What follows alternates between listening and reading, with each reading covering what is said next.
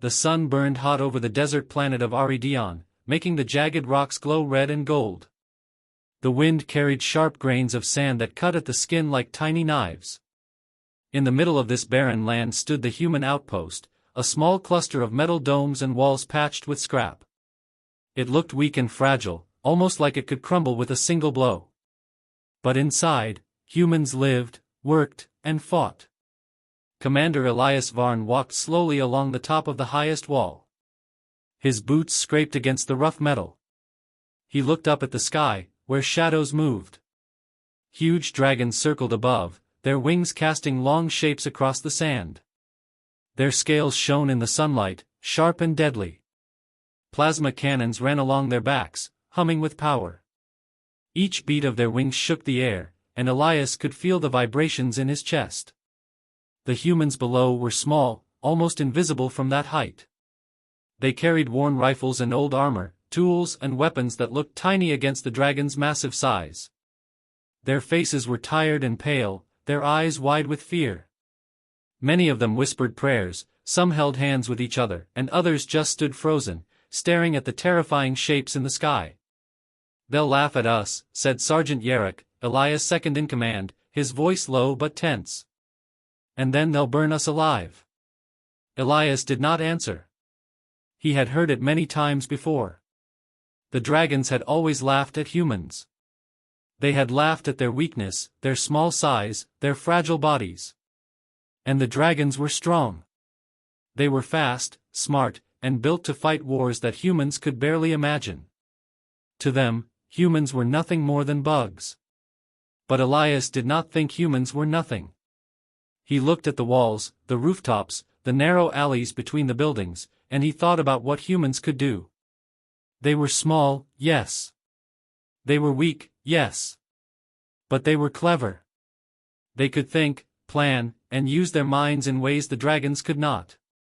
They could take what they had and make it into something more. Something dangerous. The wind carried a roar from the sky, and Elias saw the first dragon dive toward the outpost. Its wings were huge, and its claws glinted in the sun. Dust rose from the ground as it passed, whipping sand into the air. People ducked, but Elias stayed still. He watched. "Ready the walls," he called quietly. "Stay in position. Watch their moves." The humans scrambled, moving along the walls, gripping their weapons tightly. Engineers checked old devices and pipes, trying to see if anything could be used to fight back. Scouts ran across the open ground, small shadows moving between cover, placing what little defenses they had. Elias walked through them, his eyes sharp. He noticed fear, yes, but he also saw determination. Even the youngest humans, barely old enough to carry a rifle, were standing firm. They were small, yes, but they had courage. Courage that the dragons did not expect. Another dragon came down, roaring, its fire glowing along its chest. The humans held their positions. They had no heavy weapons to match it. Their rifles barely scratched the scales of the dragons. Yet Elias knew something the dragons did not. Humans could think, they could move fast, they could find mistakes and use them. The dragons were strong, but they were predictable. They believed in their power. That was the key. Elias climbed to a small tower in the middle of the outpost. From there, he could see the entire canyon where the dragons circled. His mind worked quickly. He thought about where the humans could hide, where they could place traps, how they could make the dragons make mistakes. Every corner of the desert could be used. Every wall, every rock, every shadow could become part of their plan. The dragons roared again, diving closer. Dust and sand filled the air. Humans shouted warnings to each other, and the air was thick with tension. Elias' heart beat fast, but he did not panic. He looked at the humans around him, their hands gripping weapons, their eyes focused, their muscles tense. They were ready, not because they were strong, but because they had no choice. In that moment, Elias smiled slightly. The dragons thought humans were weak. They thought humans could not fight. They thought they would crush them easily. But the humans had something more powerful than claws or fire. They had brains. They had courage. They had the will to survive. And that was enough to make the dragons pause, just for a moment. The sun shone down, making the dragon's scales sparkle. The humans waited, tense but determined. The wind carried the smell of sand, dust, and sweat. Every sound, the beat of wings, the roar of dragons, the shouts of humans, filled the canyon. It was a dangerous place, but also a place of possibility. Elias looked at the horizon, at the cliffs and rocks and narrow paths the dragons could not easily follow. His mind raced. If humans could use the land, their small size, and their cleverness, maybe, just maybe, they could survive. Maybe they could turn their weakness into a weapon. The first dragon swooped low again. Dust swirled. The humans held their positions, silent, waiting, watching. Something had changed. Fear was still there, yes, but so was hope. And Commander Elias Varn knew this was only the beginning. The dragons had laughed, but soon, the humans would show them a new kind of power. The wind blew hard through the canyon, carrying sand that scratched against metal and skin. The dragons had pulled back for a short time, circling far above, their shadows still moving across the ground. The humans did not relax. They knew the attack would come again. Commander Elias Varn walked away from the main wall and into the narrow paths between the rocks, his boots crunching over dry stone and broken metal. He was not alone. A small group followed him, engineers and scouts, all quiet, all alert.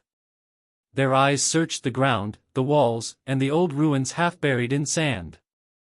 This part of the desert had once been a colony long before the dragons came. Now it was only broken towers and rusted frames, shaped by wind and time. Elias stopped near a large slab of metal sticking out of the ground. It was covered in dust and faded symbols.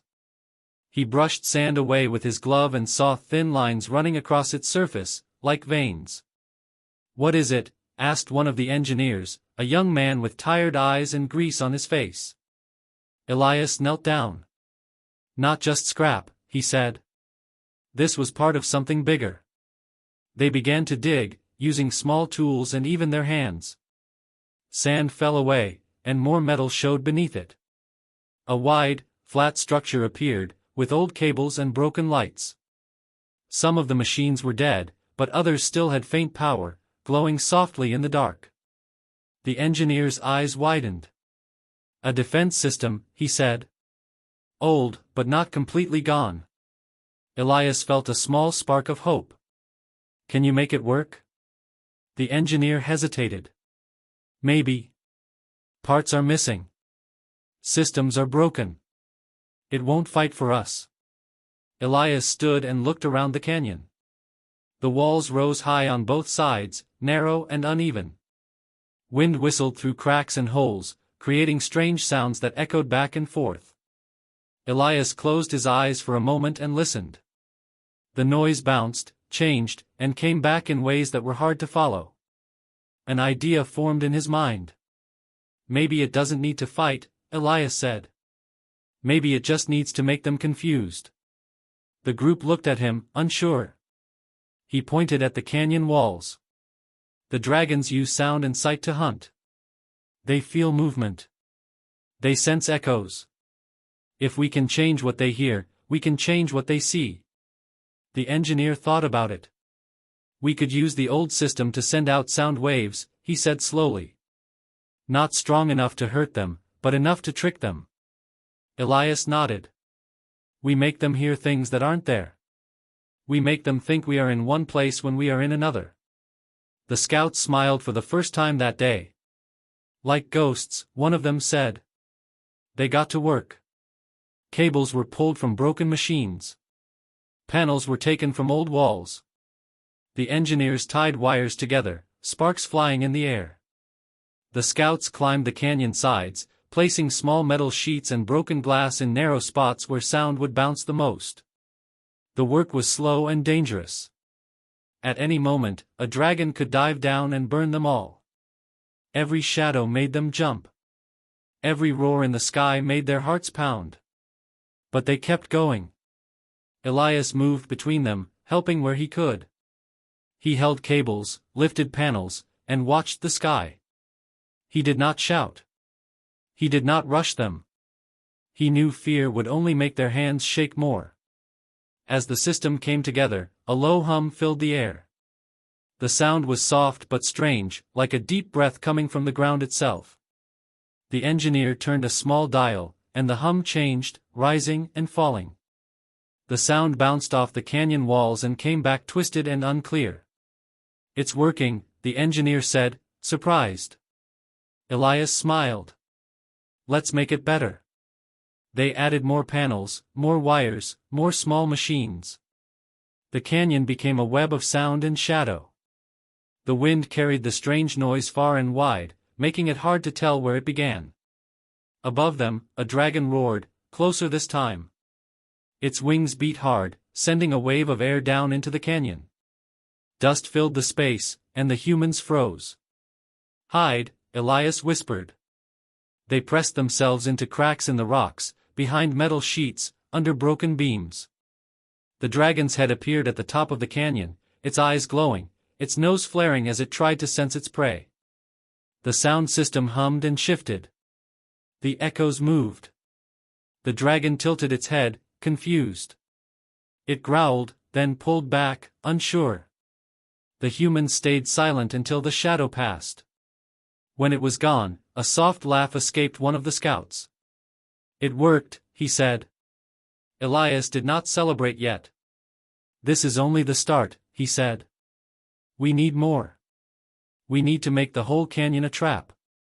They kept working as the sun moved across the sky. Their hands were sore. Their mouths were dry. But their eyes were brighter now.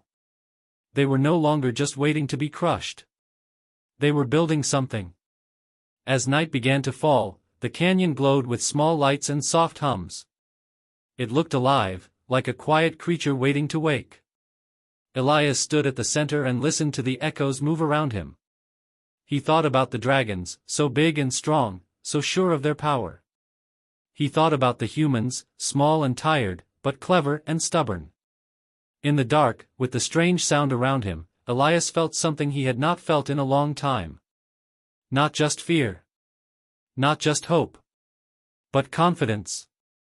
The humans had found something the dragons did not expect. And when the next attack came, the canyon itself would fight beside them.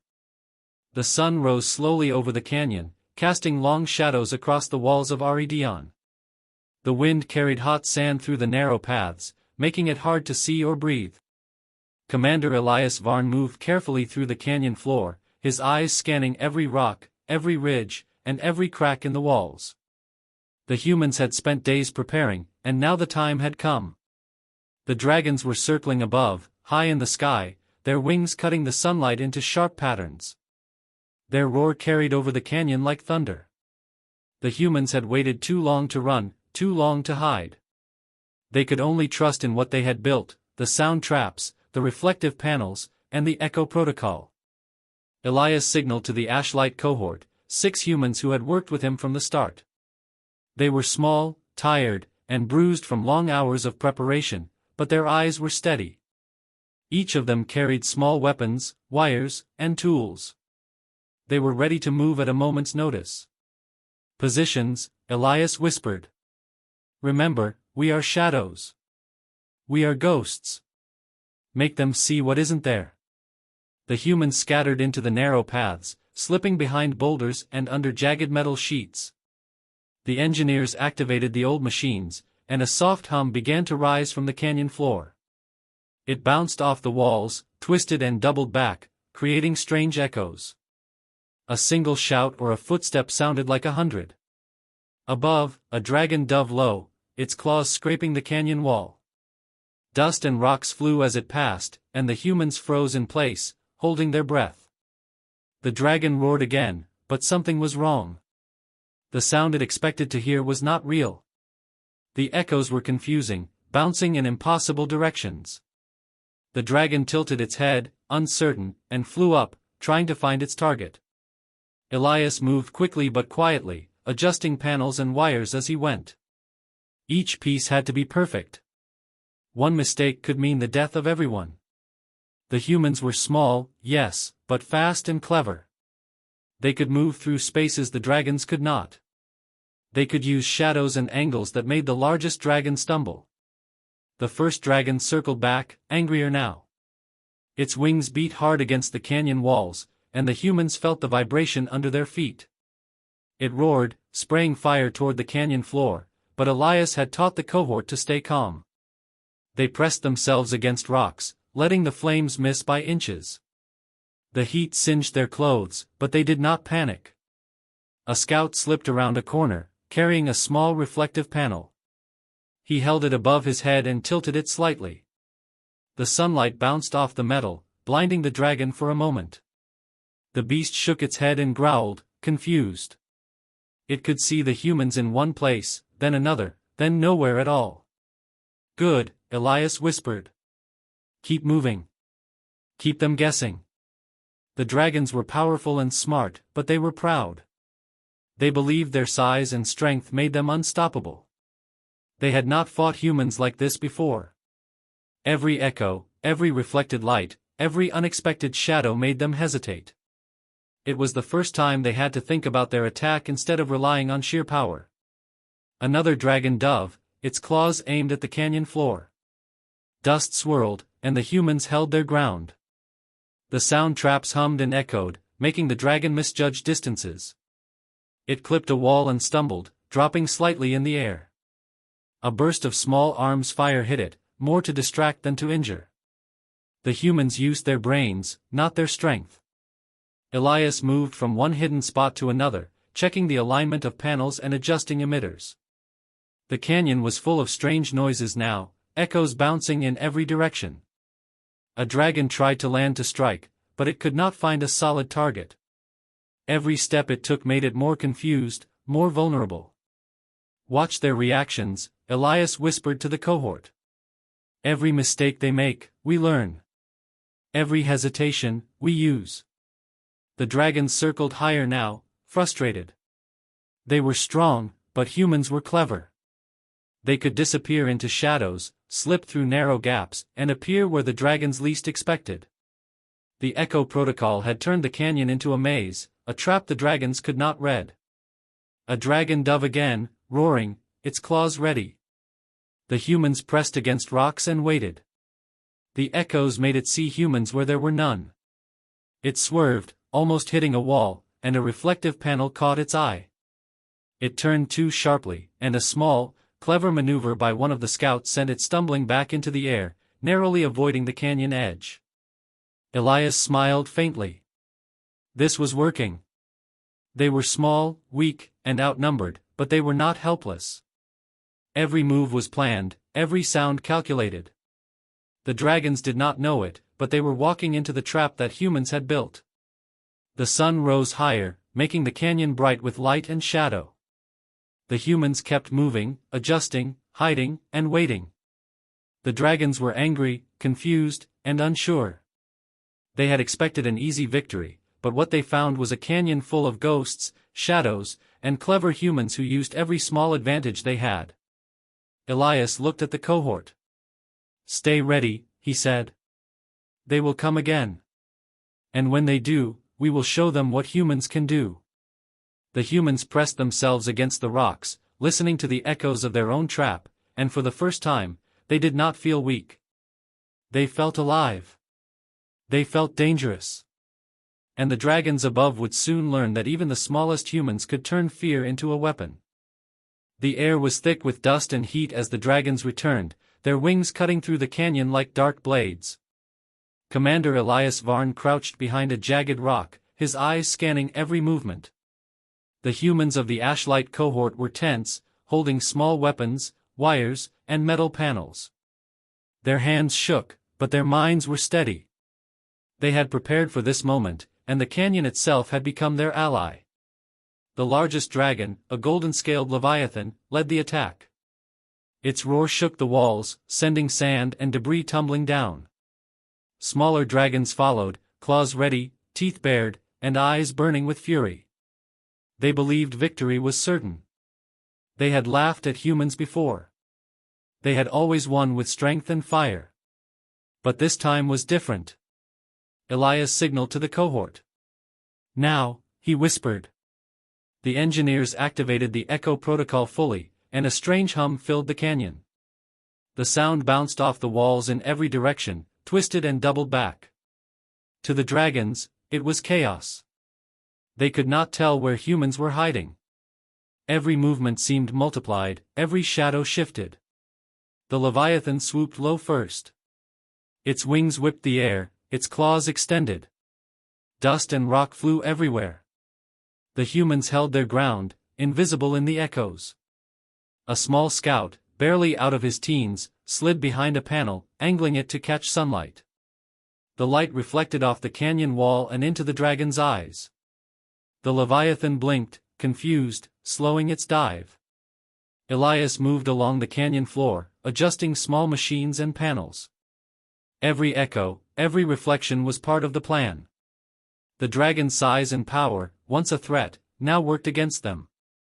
The narrow canyon walls forced them to twist and turn, misjudging distances and angles. One by one, they faltered. The golden Leviathan roared and tried to strike again. Its claws scraped the canyon walls, and sparks flew. It twisted its massive body, trying to catch the humans hiding in shadows. The Echo Protocol made it see humans in places they were not. Every step it took was a misstep.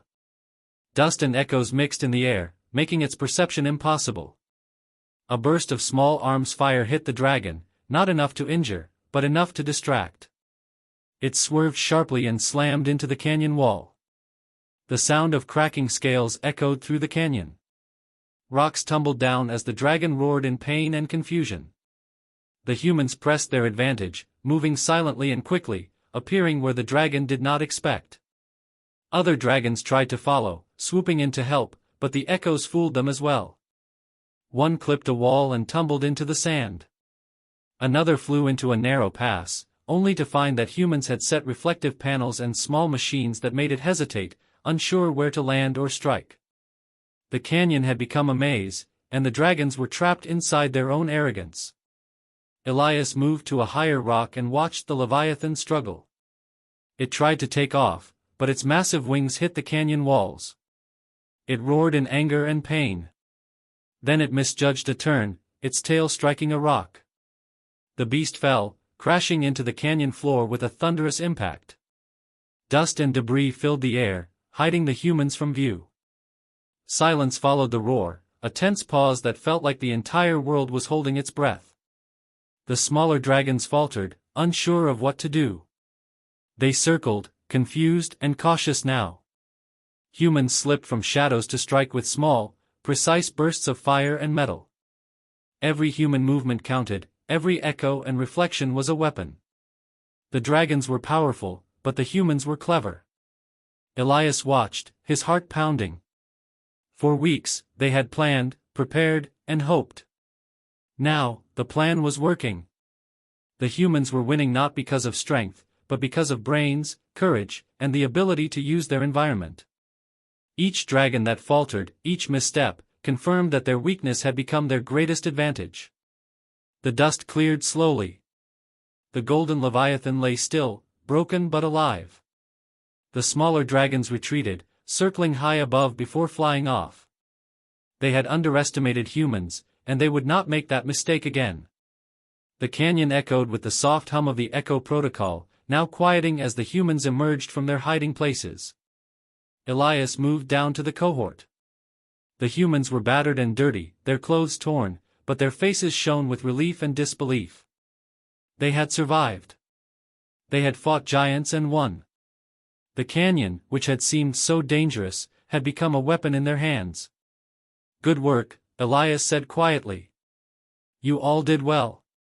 The scout who had first reflected sunlight smiled, his face streaked with dust. "We did it," he said. "We really did it." Elias nodded. "Yes. But remember, this is just the beginning. They will return. And when they do, we will be ready." For the first time in weeks, the humans of Aridion felt strong. Not because they were powerful or big, but because they had used their minds and courage to turn weakness into strength. They had tricked giants. They had survived when all seemed lost. And in the hearts of the dragons, the fear of humans had begun.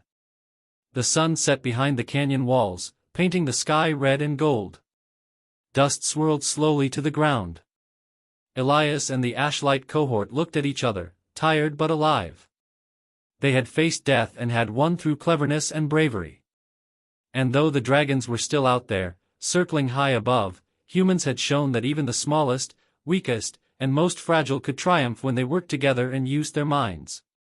The canyon was quiet now, except for the hum of machines and the soft wind. But in that quiet, Elias could feel it. The triumph of humans. The proof that weakness could be strength. And that courage, cleverness, and determination could make the impossible possible. The sun had dipped low behind the canyon walls, turning the sky into streaks of red and gold. Dust hung in the air, settling slowly over the broken ground. The humans of Aridion moved carefully, stepping over rocks and debris left from the dragon's attack.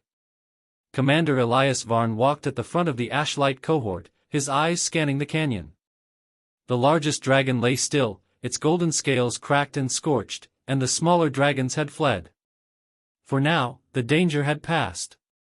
The cohort was quiet. They had survived a battle no one thought they could. Their clothes were torn, their hands scraped and bleeding, and their faces were streaked with dust and sweat. Yet there was a light in their eyes, a mix of disbelief and pride. They had faced creatures that had towered over them, creatures that had laughed at their weakness, and they had won. Elias stopped in the center of the canyon and looked around. The walls, once silent and empty, were now covered with small reflective panels and the remnants of the old machines. The echo protocol had worked perfectly. The humans had used every rock, every shadow, every sound to turn the dragon's strength against them. One of the scouts, a young man named Rin, knelt beside the golden leviathan. He ran his hand over the broken scales, amazed at its size and power. "They were unstoppable," he said softly. "How did we do it?" Elias smiled faintly. "We didn't fight like they expected," he said. "We used our minds.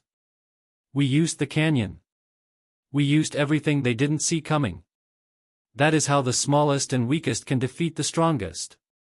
The engineers began checking the machines and panels, making sure nothing had been damaged beyond repair. Sparks flew as they patched wires and fixed broken circuits. Even though the battle was over, the humans knew they had to be ready if the dragons returned. They could not rely on luck. They could only rely on cleverness and preparation. The canyon was quiet now, except for the soft hum of repaired machines. Dust settled on the ground, and the wind whispered through cracks in the rocks. Elias watched as his team moved, their movements careful but confident. He could see it in their faces, hope. Not just hope that they had survived, but hope that they could survive again. Yarrick, Elias' second-in-command, came up beside him. "Do you think they'll come back?" he asked, glancing at the empty sky where the dragons had disappeared. "They will," Elias said. "But next time, they will remember this canyon. They will remember what humans can do when they are cornered. And we will be ready." The cohort gathered together in a small circle. They were tired, hungry, and aching from the battle, but they were alive. Elias looked at each of them in turn. These humans were not strong in the way dragons were strong. They were not large, they did not have massive claws or fire-breathing power. But they were clever, brave, and determined. They had turned their weakness into a weapon. Rin smiled for the first time that day. "We really did it," he said. "We beat them." Elias nodded. "Yes, you did. And you did it because you did not give up. You used your brains, your courage, and every tool at your disposal. That is more than strength. That is power." The humans moved through the canyon, clearing debris, checking traps, and gathering their tools. They spoke quietly to one another, sharing small jokes and reassurances. There was relief in their voices, and for the first time in weeks, there was laughter. Not loud or careless, but soft and proud. They had faced death and had survived. Elias walked to a high rock and looked at the canyon from above. He could see the paths they had used, the narrow gaps, the panels that reflected light, and the small machines that had created confusion. The dragons had underestimated humans, and that mistake had saved them. He thought about the future. The dragons were still out there, circling in the sky above the desert, their pride hurt, their confidence shaken. They would not forget this battle, and humans would need to be ready. But Elias knew one thing: humans could survive. Humans could fight in ways the dragons could not imagine. Humans could turn fear into strength. The sun touched the horizon, making the canyon glow in warm colors. The humans gathered their things and began moving back toward the outpost. Elias stayed a moment longer, looking at the golden leviathan lying still. Even in defeat, it was magnificent, a creature of power and pride. Yet, it had been outsmarted by humans who seemed weak. Elias smiled quietly. Let them underestimate us again, he said to himself. It will only make the next victory sweeter. The humans walked together through the canyon, tired but proud, their shadows stretching long in the sunset. The machines hummed softly behind them, a quiet reminder of what they had built and what they could do again. They had survived the impossible. They had faced giants and had won. And in the quiet of the desert, with the wind whispering over the rocks and the last light of the sun fading, Elias knew that this was more than just a victory. It was proof. Proof that even the smallest and weakest could triumph when they used their minds, their courage, and their will. Proof that humans, fragile and underestimated, could become a force no dragon would dare ignore. The Ashlight cohort moved toward the outpost, silent but full of pride. Behind them, the canyon was empty, the echoes fading, the machines quieting. The humans had turned the desert into a weapon, and their triumph would be remembered in the small, stubborn hearts of those who survived. Elias looked at his team and nodded. We are alive. We are strong. And we are ready for whatever comes next. The wind blew through the canyon one last time, carrying dust, sand, and the quiet promise of human strength.